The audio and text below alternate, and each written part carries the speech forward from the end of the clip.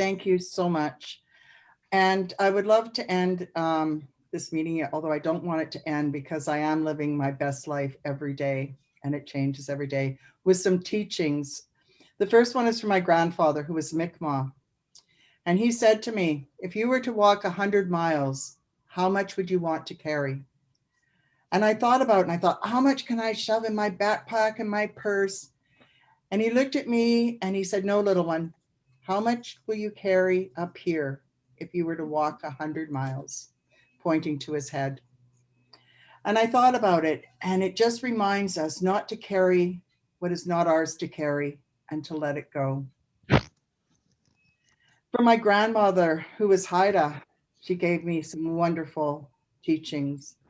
And she said, we need to sit in nature for 20 minutes a day.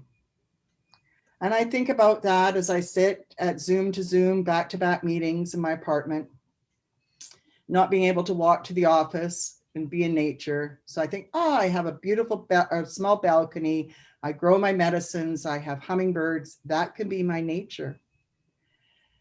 And as she said, we need to sit in nature for 20 minutes a day, unless we are busy.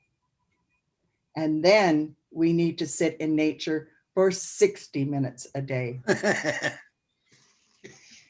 And I would just love to think about the bundles that we have built here on our first meeting, and how that blanket has been woven with all the voices that have been shared here today, and how this blanket and bundle will continue to grow with knowledge that we'll be sharing in the next sessions. So I would like to thank everyone that has been wrapped up in our blanket today, your dedication and passion for wellness. It takes courage for those of us living with HIV to share our voices and our wisdoms, and sometimes our blood. And we trust you to honor this journey, and to know that we are all Indigenous from somewhere, and our ancestors walk with us, and we carry our teachings, and we learn from each other. And most of all, we learn from what was here before us. And we were all gifted the very first 4 medicines. Air, take a deep breath. Air that teaches us gratitude, to be thankful for each day that we are here. Water that teaches us relationships. Water is ever moving, ever changing. Water has movement and takes on many forms. Think of a relationship, or the relationships of the ocean with the waves and the movement, the lake that may be still, the rain that gently falls or comes down to cleanse in a great manner, the frost with the sparkles and the dew.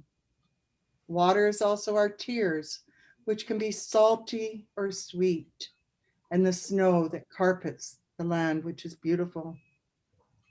These are all the relationships that tie into water. Fire that teaches us new beginnings. Grandfather's sun that warms us. Lightning, our first fire. And in the Mi'kmaq teachings is the beginning of life.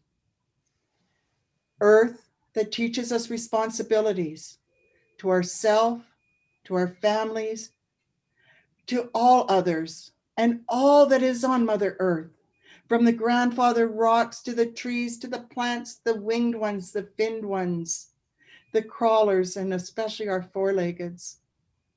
With these 4 gifts, it grows all the medicines that we need, from our cedar, our sweetgrass, our sage, juniper, white pine, tobacco.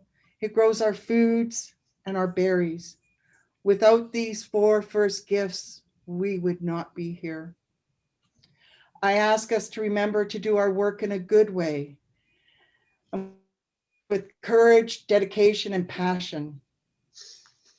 To do it with humility, respect, love, honesty, truth, wisdom, and courage. And when you hear us say in a good way, This is part of what we're speaking about. Please thank those that are keeping our home fires burning, which could be our family, our plants, our pets, whatever's around us that keeps us so that we can do this work today.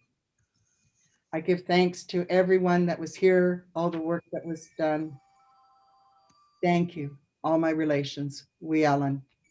And I think I have a thank you slide, which is the many languages people have contributed to this slide. Glitch. Thank you, Val. None of us could have said it any better.